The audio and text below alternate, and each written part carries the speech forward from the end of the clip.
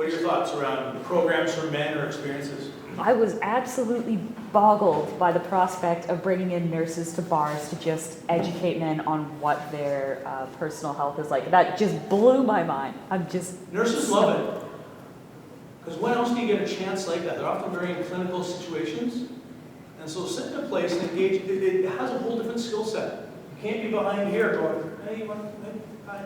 Hi, welcome to the ER. Hi. Who is that program through? Who funded that? Nobody. Is it a volunteer thing or? Yeah, so I went to a school of nursing and said, look, here's what I want to do. I got some little pads printed up. They got all the tools, right? Stethoscopes, you get a scale, you get a height thing, you do that. You go to some bars and say, look, that's what we want to do. Most places like, you want to do what? Awesome. Now some places, I remember I went to one bar, I said, no, I don't want my patrons thinking about health. He's running around the tobacco mob, right? You just need to kill him, and that's addiction, that's fine, I get that. But really, it's a fantastic thing for nurses to do. The nurse I've had, it was one of the best parts of the practicum all year, because you gotta have some fun with it. But you need people that are gonna be gregarious, gonna be in there, and not super serious about how this plays out. Because you know the blood sugar is gonna be off, the height, I know you think you're taller. I know you're thinner. I know we're all obese. I know. So you gotta be engaged in that way, but it's a lot of fun. Honestly, it's one of the fun things to do. What were you thinking? Oh man, there was so much that I'm just trying to process it all, and I probably should have prepared some questions before the presentation, but honestly, a lot of the different programs, especially with the nurses, especially with the Dad of the Month thing, I think, or the Man of the Month, I think implementing some of those programs in Chilliwack and Abbotsford would have a really concrete impact. So. And it's a way to engage other service providers in a way that's not ongoing long-term, right? If you want people to find funding, often funders want something different. Oh. I work in a public health unit, and when you look at programs for violence against women, it's all how do we get women out, and how do we keep you safe, and how do we do it, and really important, right? If you want a woman to get killed, the best way to get her killed is get her leaving a violent relationship. She's high likelihood. Trust me, I've helped women escape that. But where's the one for the guy going, you tired of being an asshole, being violent? 98% of them say yes. They're ashamed of it. They don't want to be that. Who says let's beat women? Nobody. My 16-year-old son doesn't think it's okay. Now, I push his sister over, but that's different than his sister, so that's fine. So then what sort of would be the solution for men who are getting to the point, the 98%, where they're starting to realize, yes, I do need treatment, yes, I want to stop? How would we intervene or sort of help as a society for those men? Well, I think partly is, again, trying to treat men as we can be caregivers, and we do have that piece. It's not those binaries, and so the more we move away from that. And really, the rest of the stuff is just emotional regulation. Like, it's not super deep stuff, honestly. We can talk about treatment modalities that somebody with a really nice PhD made and got from and wrote a book on, and they're all great. End of the day, can you calm your shit down and not make it worse? And then how do you fight fair? We're all going to fight. We're all going to get in arguments. That's life. I've been in cults, right? That's what social work was, right? Largely kind of here's the way you think, here's the way you go. They're neat, but I think in a culture that we live in, we're going to have differences. And so how do you solve those? Right? I know guys when I was growing up, some say the sky's blue, some say it's red. Well, they're fighting.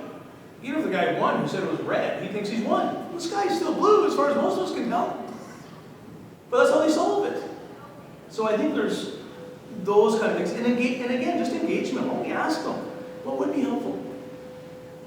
Instead of telling them, be good or we'll send you to jail. That's our default treatment place for men, right? That's deep. That is deep. Well, no, that's where it is, right? Men get in trouble, off we go. There's this great book, I don't know if you've heard it, called From Witches to Crack Moms by Susan Boyd. And she was an outreach worker at the time, when she was pregnant. She's having her baby, and she said she went to the hospitals, St. Paul's or whatever downtown, and they gave her morphine, which is fine. Someone came in, a mother who was using heroin, identified as a heroin user, they took the baby away right away. But she had morphine, basically the same drug, never took her baby because she wasn't labeled, and the stigma that came with it. I think we do a lot of the same stuff with men who get angry, then we label them, and we'll taught them to do that. Instead of going, okay, dude, how do you calm down? What else can you do? You get guys around pets. I've seen, you want to see a look, who is a big biker guy. Some 3-year-old gives him a fake phone. He's saying, hello. He's not going to go, you, right? They don't do that. Right? Like, men have it in them, but how do we draw it out? That is the real question. What do you guys think?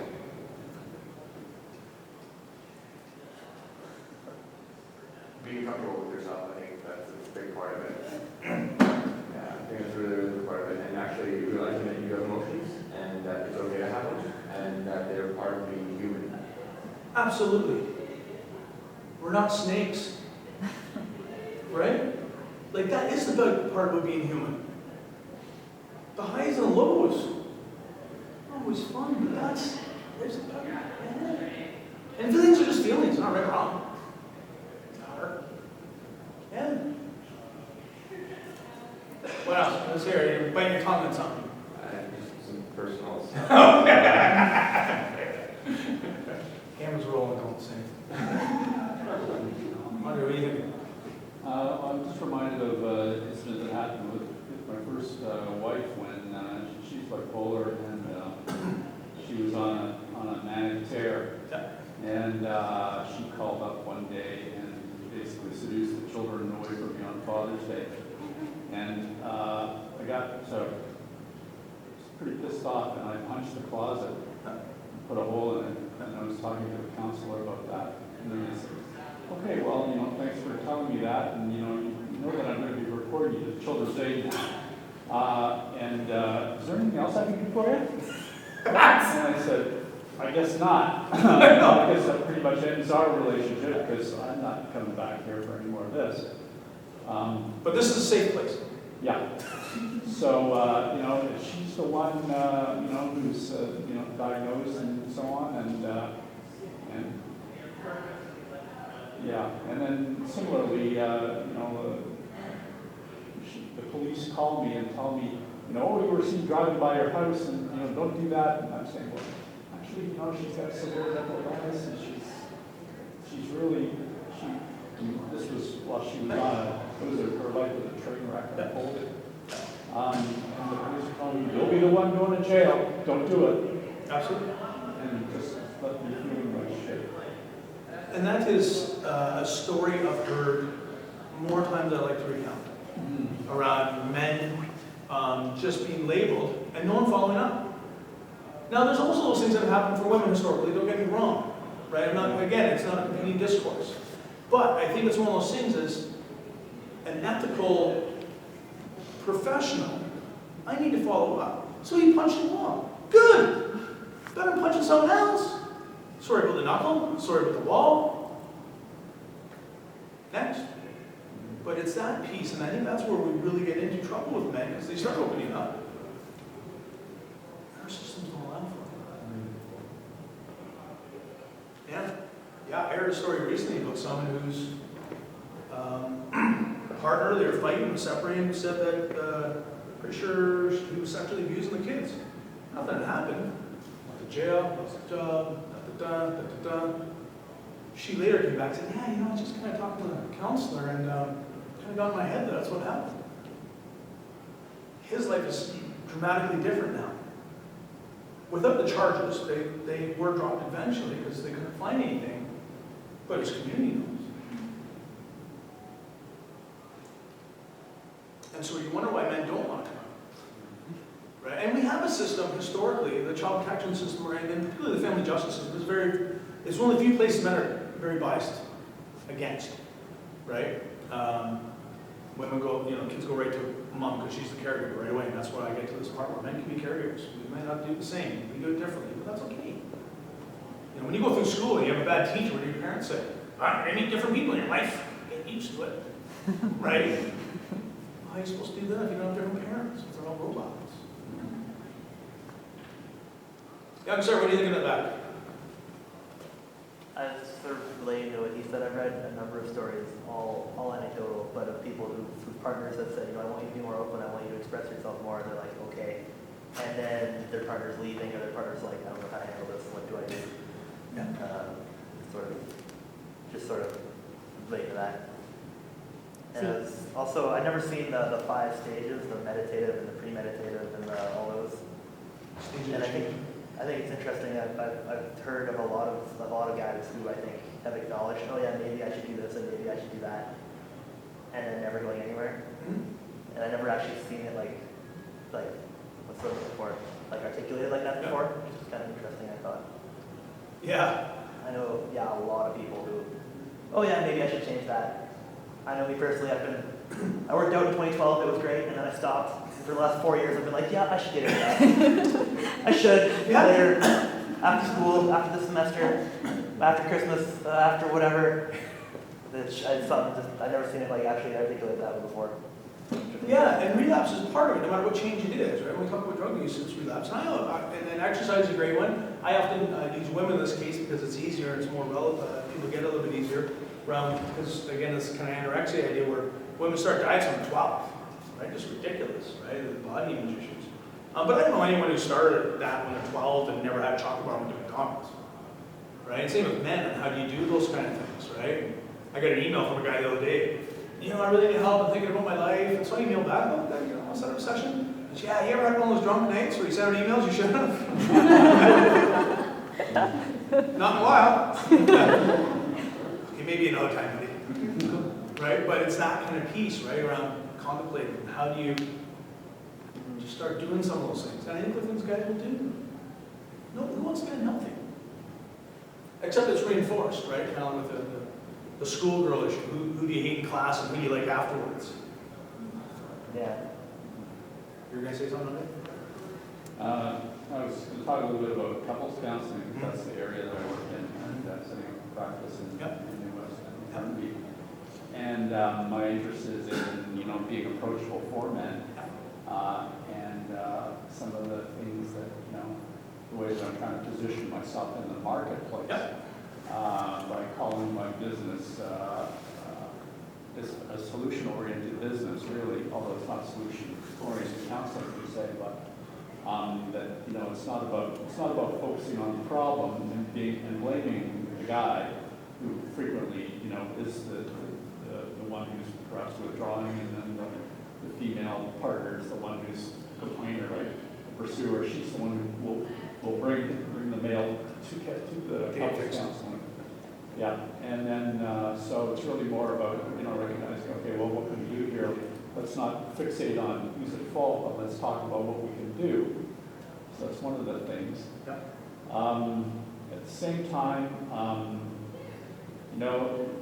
this thing about talking versus doing, and guys being more sort of comfortable with doing, and I'm looking for more ways of expanding that out so that it's not sitting around and talking about your feelings necessarily, but and I've heard about do your counseling while you're talking or something like that. I haven't really heard much about how couples work could be more adapted from traditional sitting in a room for an hour or two. And I'm curious about that. Yeah, no, I think it's a fascinating one, because couple stuff is just, you get lots of elephants in the room, right? And Lots of elephants in the room, right? Yeah. Stuff that's being said and not said, and it's always a challenge, because not just he said, she said, but you're not there to see half the stuff. So you really don't know what happens, right? And so I like to think around, we can focus on the past only as it informs us about the future. We can talk about the past forever, but who really gives a shit? Let's move ahead and fix some stuff. I don't know, I know sometimes I'll recommend for people they have fight night, where they, it's kind of a soapbox thing, because sometimes, and I think we all do to some level, is the problem big enough? And part of it's around identifying when a problem is a problem and it's not. And so, well, that's not big enough, well, that's not big enough, well, that's not big enough. Then someone takes my chocolate bar, I'm like, geez, you took my chocolate bar, what the heck? You did this yesterday, last week, and last month, and then you unload. And so I'll get them to set up Wednesday night, fight night.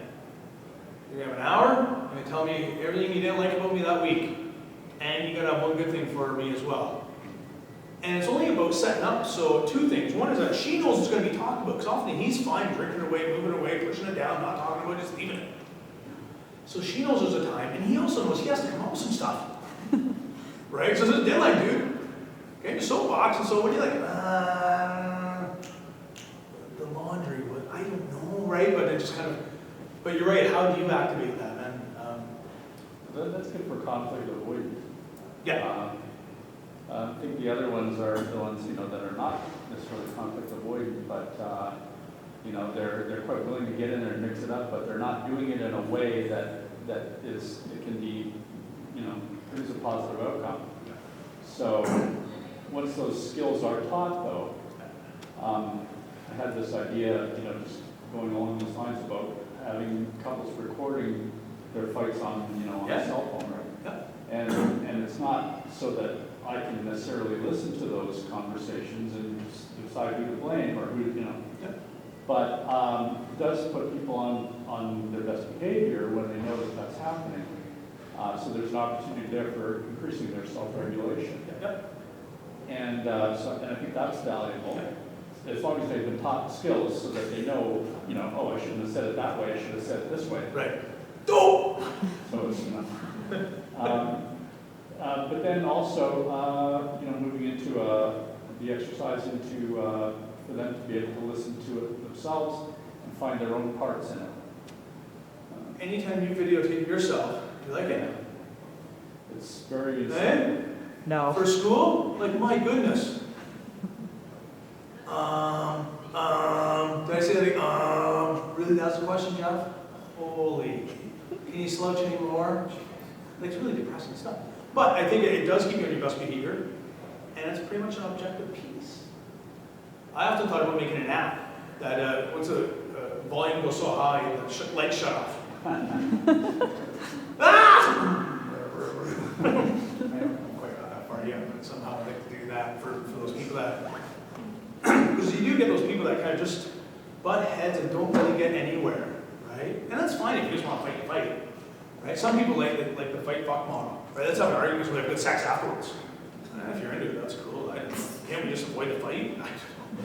Right? Yes, I know. It's kind of like the people that need to be drunk to have sex. I'm like, well, geez, the morning sex is pretty good too. That's too bad. I don't know. I guess you got to stay up all night. But yeah, but you get those people, right? And so the other thing I was thinking about was about the strengths. In your five-step chart there. That's something that's. And when we talk about masculine strengths in particular and what those might be, and how to get men to feel that they are not just, being turned into women through the process of counseling, because that's a very challenging notion, right? But it is to say, okay, well, what are the strengths of, what are the things that men want, and they want to be able to demonstrate their competence. So let's make that about relational competence now. So you know how to handle yourself within the relationship. You know how to manage what's happening. Pardon me? I see what you did there. Yeah, it's a good one. that's all I got. What's happening in the relationship, so that it's and you're in charge of that. You're in charge of your feelings and how you display that. Absolutely. And the things that you can't manage and so on, to take those into account. But just in terms of how other people are receiving you. So there's that. And then there's kind of a need to be admired and respected. And so that ties in with the competence in terms of that a woman a female partner can find ways in which to show that kind of, those elements of positive psychology, appreciation, gratitude, and for both partners to be able to be feeding the relationship with that energy. And if the guy is getting it in his own way, he's receiving what he needs to receive, and that sort of ties in with Chapman's love languages thing, where it's like, and it could be words of appreciation for him, and like, oh, you really did a great job, when you did the dishes or you changed the baby, that was Right, so he's getting that message in a way that meets his needs. Yep. So I just want to build more on that kind of Yeah. thing. And there's VIA Institute on Character Strengths. They have kind of a free assessment, web-based assessment. You can just answer some questions about yourself. Like a Myers-Briggs? Pardon? Like a Myers-Briggs type It's thing? it's more it's an outgrowth of Sullivan's work. Okay, on, and positive side? yeah, virtues. And it's about so they're all in there, and then when you come out of that, you do this little stuff, this little survey, and you'll get a list of strengths that you can then say, okay, well, how can we exercise this within the relationship so that what you're really good at comes out and feeds the relationship. Yep, absolutely. Yeah, I love building on that. I like the positive psychology stuff. Whoever comes in with depression, I'm not going to sit there and say, can you draw me a picture? Do a poem, tell me about it. You leave borderline suicidal, right? Who cares? How do you get happy? That's what we're here for. Yeah, so I like that stuff. Yeah. And what's the other around skills? Definitely. Right? What's the old adage? Has your partner ever picked a fight with you when you're vacuuming in the house? Right? Like, that's not going to happen doing the dishes, right? Like, it's, but how do you build that in? That is masculine. And often it's very cognitive. I think this, right? I think some guys I work with are very cognitive. I don't get it. Okay. And so maybe we need to do some more experiential stuff, right? I think some of the stuff Matt Tay's doing and the other stuff with the psychedelics, really, when you look at personality stuff, it's one of the few areas where, for example, it changes your personality around openness particularly. And generally when you look at personalities, they're pretty stable over a lifetime. But this stuff seems to be one of the few things that alters it a bit. And so that could be other things. I think traditional cultures that have done that, right? Through be it sweat lodges, or be it fast, or be it other things. Doesn't need to be doing high doses of drugs. It's a quick way to do it. But sometimes I think that is something people need to get right out of their head and pull it back, right? Obviously lots of issues with that, mostly because they're not legal, and dosage, and being a sitter, blah, blah, blah. Yeah, look to find ways to do that, particularly the positive stuff, right? We need to work on positive. Yeah. Any other thoughts, ideas? I think those are great ones. So many. Yeah. Well, there are a couple, especially at university. We see, or at least I see, a lot of young men who are suicidally depressed. They can't handle their classes. They just don't know where to go. And I'm like, well, we have a crisis center. They just don't want to go, and they're suicidally depressed. I'm like, well, what do you want to do about it? I don't know. What would you recommend for people in that scenario? Because it's not like I can force them to go. I can hand them the resources, but they're just unwilling. Take all sharp objects away, first thing. Yeah, it's a tough one. I think that's where you try to activate around. So what is it, to me it's around that kind of positive stuff. Where do you want to be and how do we get there? Mm-hmm. So this doesn't work. What do you do? Sometimes I think about going to the past. What do you think when you're happy? It's kind of that, can't think of the word right now, a task kind of idea, or visioning around. When you're happiest, where are you doing? What are you doing? Okay, let's Like start doing something. visualization, I suppose? Or Flow, yeah, trying to find that flow, right? There's another kind of process, but around, just so when you're happy, like, what are you doing? Well, I don't know. And that's the problem with depression, is it's such a whole body thing that you're kind of hooped unless, and that's why drugs are really helpful there, because really the job of medications are to give you enough energy to go exercise, eat well, talk with friends, the things that really make you happy. The neurochemical piece is one piece of it, right? But so can you get out for a walk? Go for a walk around the block. Have someone go for it. Dogs, right? That's why old folks, animals are really helpful for old folks, because they won't walk themselves.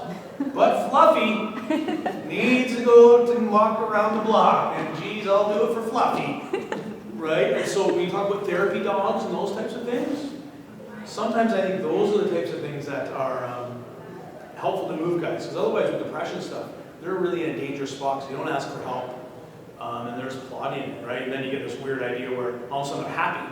You go, things are better. Nah, they's got a good plan, and they're going to act on it. And the fact that they came to you in the first place and said that they were suicidal, they are asking for help. Yeah. That's Absolutely. it's a start, Which yeah. is a huge start. I know, and I think about the school system and how do we reach the boys, and how do we reach any of them? Because teenagers aren't just gonna go walk into the youth care worker's office and say, I'm having a shitty day, what can we do? I mean, there's texting that goes on a little bit, youth care worker, if they've already made a connection, but that, I see it as a teenagers and I work in the school system. And with a group called LAT, the local action team, and we're talking about things with doctors and psychiatrists and counselors and how do we bring that.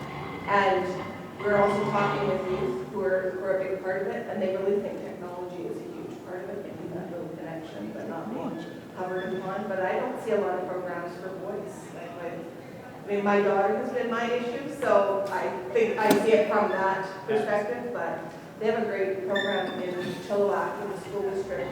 They put together $1.85 million. It's called Learning to Lead. I don't know if you've heard of it. They've gone caving. They do things just to get their adrenaline going. They're going into a house that's all dark, and they have special ways to get through it. Well, everybody has heard of dark. They go whitewater rafting, all over the place. They feed these kids, and then they connect with them. And it's boy and girl. Like, you have to be advised to go in there. And it really is a good program. But I could see the male bonding, males maybe introducing some of that sort of thing on their own, just like females, right? Grade 12 or 12-year-old girls have different issues than 12-year-old boys. Yeah, And so it is good to segregate a little bit, but maybe not all the time, right? Yeah. And I think technology is something we look forward to, and it's going to mix stuff. I think there will be some good stuff out of it. You look at some of the research around kids, my kids, they're happy when they get new friends. They think that's just like a real friend on Facebook, whatever, right? That's cool. But there's some other real challenges when I think of boys, big brothers, big sisters, right? Where I am, they got lots of big sisters.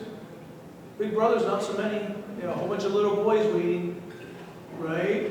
Christmas amalgamated, toughest group to buy for? Teenage boys.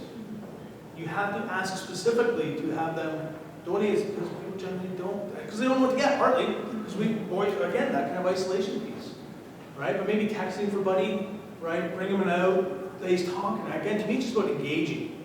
What's helpful? You tell me, you're the expert on you. Right? I'm not an expert on anything, except myself.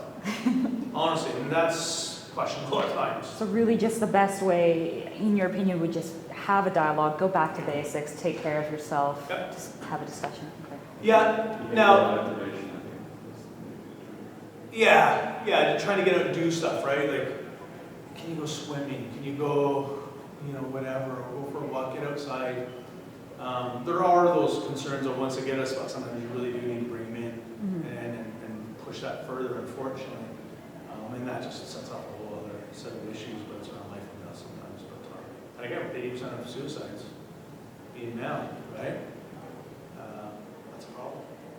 That's a problem in help seeking. That's a problem. Right? As much as there's anything around masculinity and anything else, I don't think men want to die more than women do.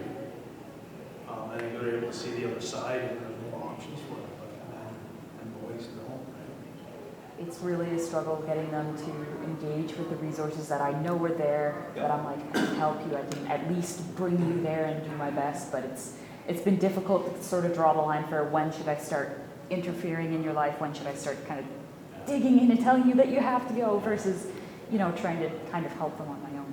And there are some really good, I think, champions coming out, sports stars and actors and other people around depression particularly, and raising that awareness. And so I think that's, I think there's a lot of false hope in some of that, but there's also some really good stuff around. Look, if The Rock can say I've been depressed and I got out of it, and now I'm the sexiest guy in the world, I'm not saying you're going to be The Rock, but you get something cooking, right? And so trying to use some of those folks. And locally, and again, this is where regional stuff happens. Having a real famous person from somewhere else, that's nice. If you have a local person people can connect to, world of difference. And if it happens to be an older brother's dad, grandpa, someone like that, we look at mentors, right? Even better. And I guess some of the problem for men is, it's not a problem for men, I think it's a problem for us as caregivers and counselors and the rest is, we always want to talk about problems. Why don't we just talk about nothing? The weather, build rapport, right? Men need more of that kind of building rapport time, because what happens sometimes, you get shit on when you don't, right? Or even when you do, right? Things don't come out well, but just let's just talk about stuff. It doesn't have to be super deep all the time. Tell me about your problems, man. It's just too much all the Wrist. time. Or it can only happen over a beer. Yeah. Well, usually after the 6, that's when it starts coming out, right? So I don't remember, and I can say I don't remember, right? Yeah, I know I've looked at doing some stuff for old guys where there's, you know, tier and a beer, right? If you go, and it's 1 beer, it's not 6, right? Just comfortable surroundings, right? Where are they comfortable? Let's do it there. Have those conversations. Because I'm not convinced counseling offices are the best place. They're fake places. They're secure. And they're tight, they're airtight, and then they hold space. But, you know, going for walks and just talking about whatever, right? What you do, you find out a bunch of the background often. So you go, so do you think that might be related to that? I don't know if sexual abuse has anything to do with depression. Like, I got over that years ago. Okay. Wrong. But maybe, I don't know. Right? That's interesting. I was just thinking about the seniors that I work with, and I do a walking club. And the women get out, especially when they come out one at a time. They do share a lot of things, and I've heard all about the sexual abuse and all that. But the men won't come out and walk.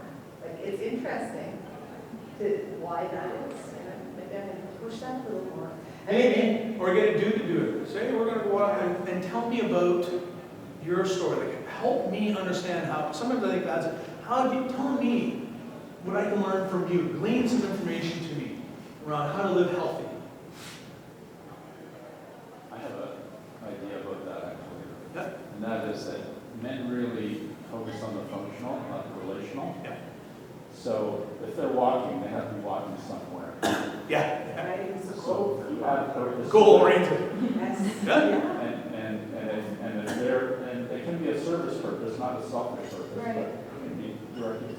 But you know, if it was wheeling loads of bricks or something like that on a wheelbarrow, you'd probably get more guys. Yeah. Right. That's very true, right?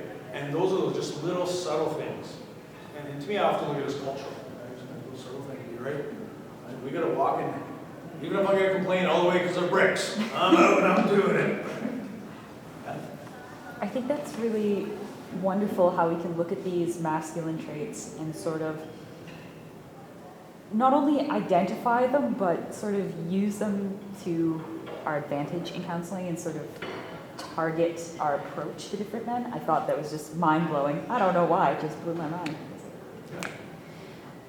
Another thing that sort of came to mind for me was that I know a lot of guys, and you know, they're in their mid-20s, and they're like, I don't think I have emotions. I'm like, what do you mean you don't think you have emotions? Well, I'm a person of thoughts and desires. I don't really think I have feelings. I'm like, well, I don't want to push my paradigm on you, okay, but I'm pretty sure you do. Yeah. And they're kind of at this point in their lives where like, I can remember the last time I cried, it was like grade 6, haven't done it in the last, 15 years, and I don't think I ever will again. I'm like, again, don't want to push my paradigm, not a counselor, but I'm pretty sure that's not healthy. Where do you as a counselor look into that situation? I just say that's a lot of work, dude, to not cry. Like, honestly, it's a lot of work to stuff down those feelings. Like, so I don't know. Right? But for me, I think I can recall those times where as a kid, you just don't. If you're told not to, you don't. Boys, don't cry. Any questions about that? We don't cry. Period. And I think that's where parenting and father, again, once you have kids, you cry a lot for good and bad reasons, right? Like, if you want to or not, it just comes. And again, I think that's why I'm really pushing that piece, because it is one of those things that just, when you look at your kids' eyes, things change. But it is that piece around how do we get that around that boys do cry, right? I suggest to the guys I work with, you don't cry. I said, geez, to me, I kind of treat it like my menstrual cycle. I should be doing it at least once a month. I really should. Mind you, I do it in opportune times. I do it when I'm driving, right? That's unsafe, and I'm listening to like Black Sabbath, Children of the Grave. Like, what am I complaining about that for? Right? But it got me, man. Oh my God, right? And so, yeah. And so try and find those times and places. You don't cry. Really? Your mom died, you want to cry? Really? Bullshit. I'm calling bullshit. But I think it is that thing around, I have to. It's similar. I look at this stuff often as if you've ever worked with or knowing a woman who's had a baby and really isn't interested in caregiving. And you know, so I really don't, it's not my thing. I'm not really a big fan of this. And it's not because they don't love the kid or anything, it's just they don't like the whole kind of day-to-day stuff that's going on. Talk about depression setting in. We have this idea that women should use caregivers, not think, oh, there you go, have fun, there's your baby. Well, maybe I didn't want to get pregnant. And maybe I didn't think this was the right time. And actually, I don't even like this guy. But the depression that sets in is a result of that because there's so much pressure about being a caregiving woman. Is the equivalent to men around feelings, right? We can't, that's what we do. And so that's some of the challenge, I think, right? Just how ingrained those things are. And that's why I look at the kind of population health, larger kind of program stuff where you, and health promotion going, these are healthy things. Right? We get cortisol stress by not having emotions. What's that play out in the brain like? Alzheimer's doesn't look good. A bunch of other things don't look good. So again, if you can move to a more masculine thing, you don't cry, you don't have to cry. Can you be happy? Or I'm fine. You know, what's fine stand for? Fucked up, insecure, neurotic, and emotional, right? Oh dear. I'm fine. Yes, you are. Yes, you are. You're a fine specimen. Oh, sorry. There's actually a documentary on Netflix called The Mask We All Wear. Yeah. And it goes right into that about how a little boy they're told that they shouldn't cry. So, yeah. How many times have you heard, like, honestly, still today, right? And so it's terrifying in some ways.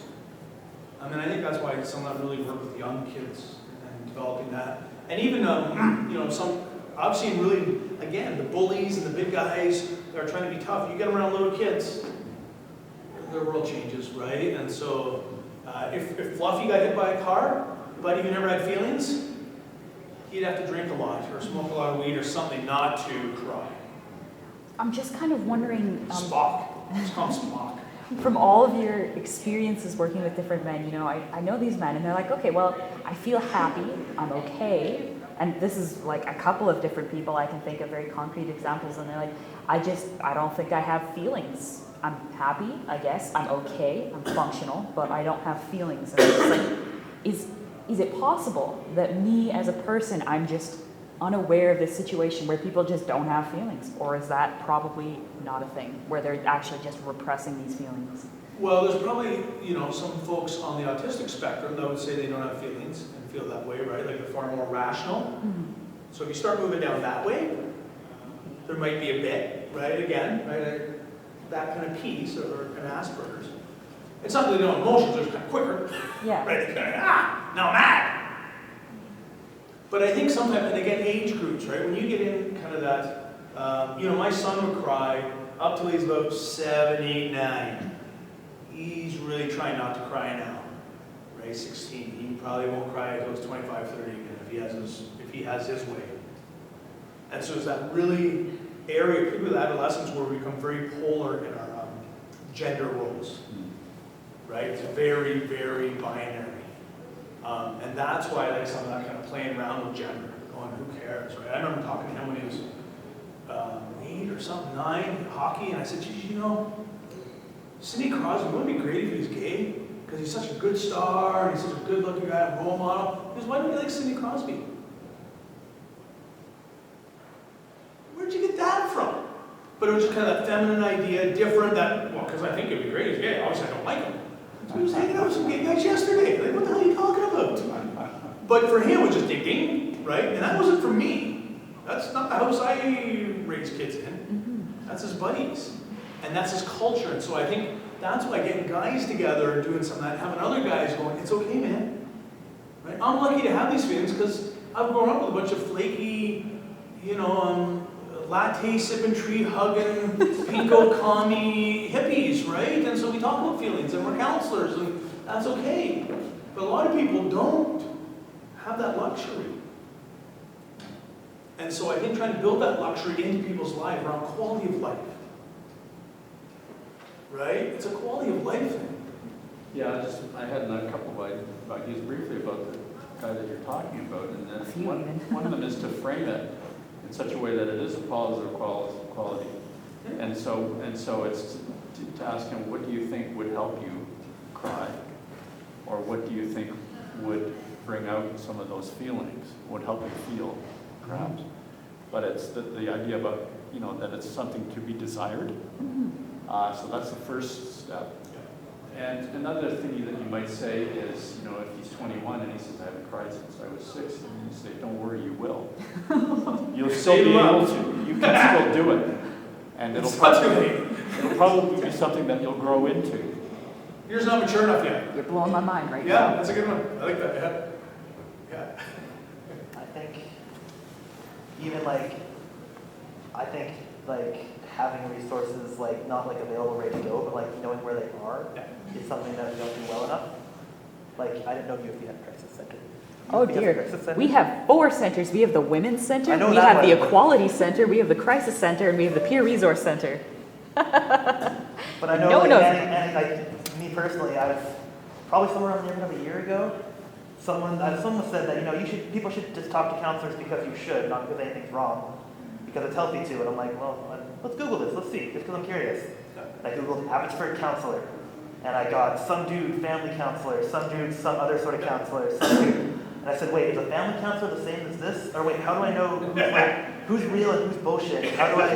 And I realized that if I legitimately need to speak That's to a somebody, legitimate question. I would be completely hooped. Because I realized I'm like, wait, I know there's a whole bunch of counselors out there who, how do I know if this is the right type of counselor? How do I know if they're real? How do I know if they're not? And I realized that if me or somebody in my place, if someone actually knew somebody and they had no idea where to go besides Googling Abbotsford counselors, they'd be like, what do I do? I think it's a good line around kind of seeing the doc. I'll suggest, if you have an EAP program or whatever it is, go see a counselor once a year like you should do doctor. Now I'm a bit biased because I do that for a living. But I also think just around, I used to have someone come to me, they go, shit, tell Jeff. Come in about twice a year. My hand does this. This is okay. I'm thinking this. Am I crazy? And really just come in around a list of things around, am I okay or am I not? Because people worry about these things. So I'm really obsessing about whatever it is. I haven't cried. Is that a problem? Right? I'm really, whatever it is, right? But the other thing around counseling, I think the trick is, and you hit on the head, how do you know and how do you don't? Our business is a bit challenging that way at times with the regulations and the rest, but at the same time, it's much around being connected with the person. I'd suggest you should be able to call up the person and have at least a 5-10 minute conversation with them, see if at least you can get each other. If you don't bother. Doesn't matter how smart they are, your daughter could be the smartest woman in the world. If you don't think they're listening to you, out. I don't care what you say. And it could be bang on, but if I don't trust the relationship, I'm not going to listen. I definitely think that's not even information that the average person would know though. No. Right? That That information is not out there. Which is Yeah, it's all relational. At the end of the day, it's around those kind of context things, right? And I think we have this idea we can modernize stuff and kind of do the texting thing, and some of that helps. But we're still people, and we need that piece. And then maybe for some people, I hope for some people that they probably never want to meet me.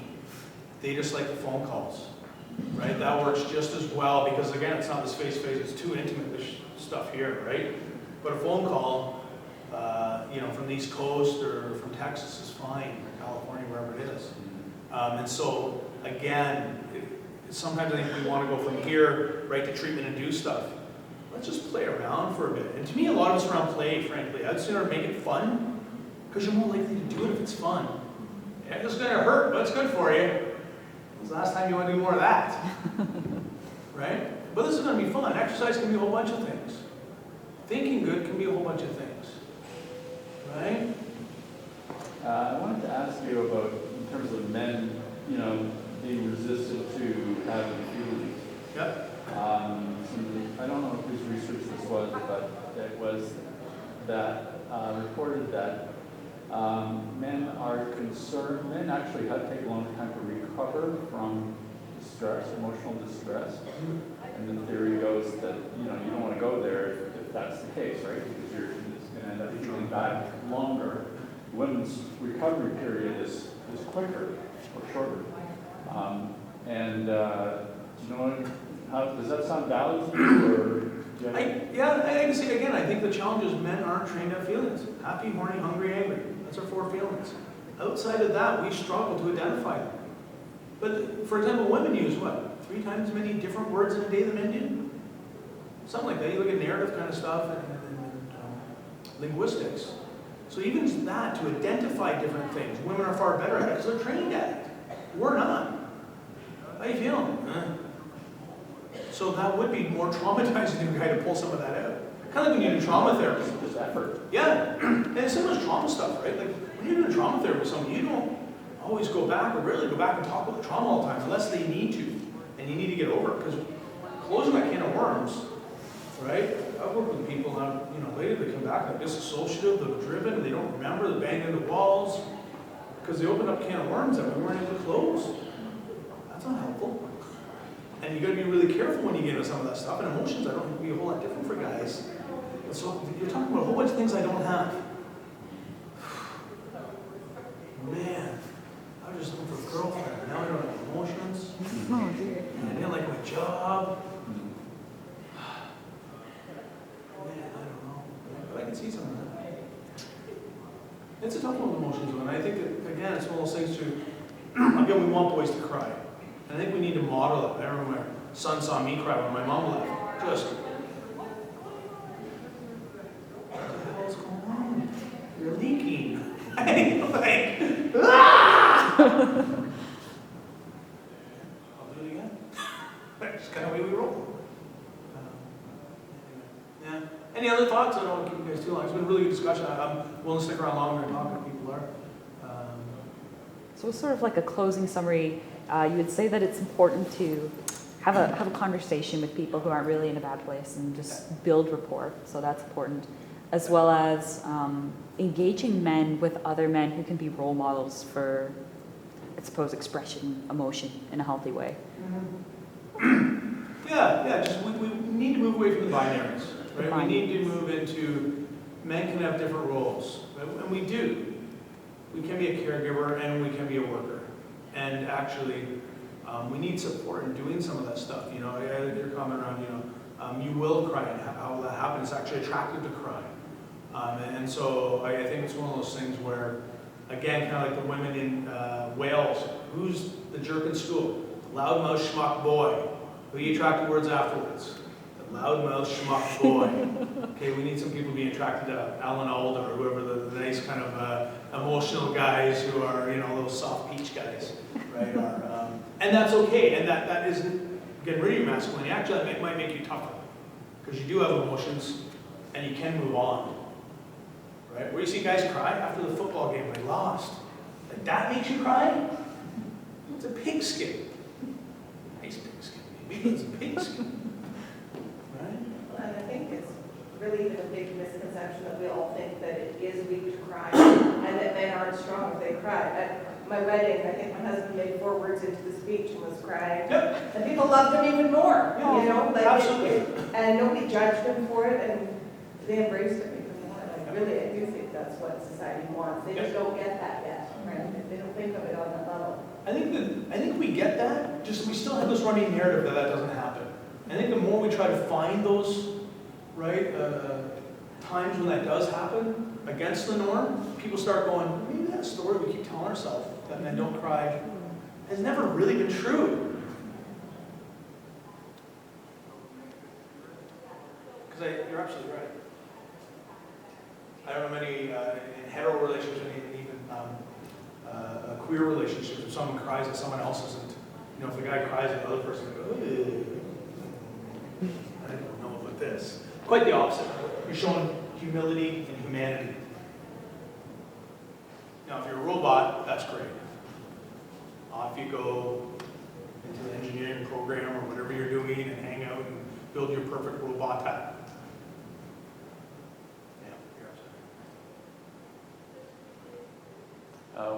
One thing that I'm involved in is a men's group. Yeah.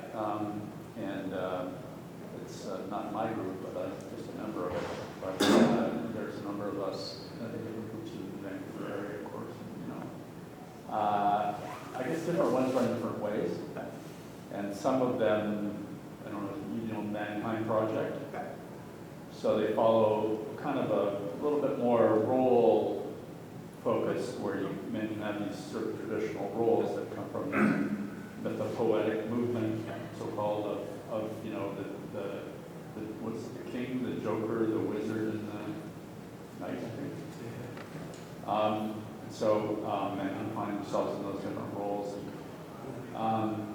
The group that I'm in is pretty free-form. It's not really, it's just sort of, you know, we just get into what's been going on for us in the last week, and, you know, we don't try to prescribe the way that, you know, we should be. But a lot of the men's groups do tend to, first of all, start off with those roles, because I think it starts off by saying, well, we don't necessarily need to conform to hyper masculine or what's thought of as masculine role, but we can have these other roles, but they're still roles.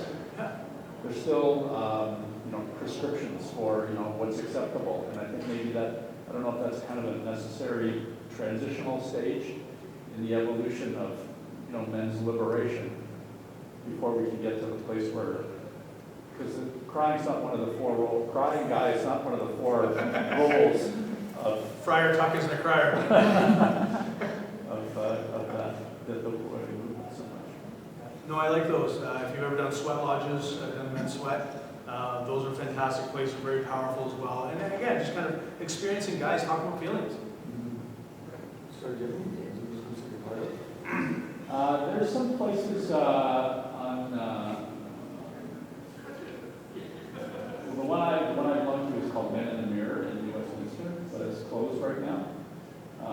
But there's a men's group page on Facebook.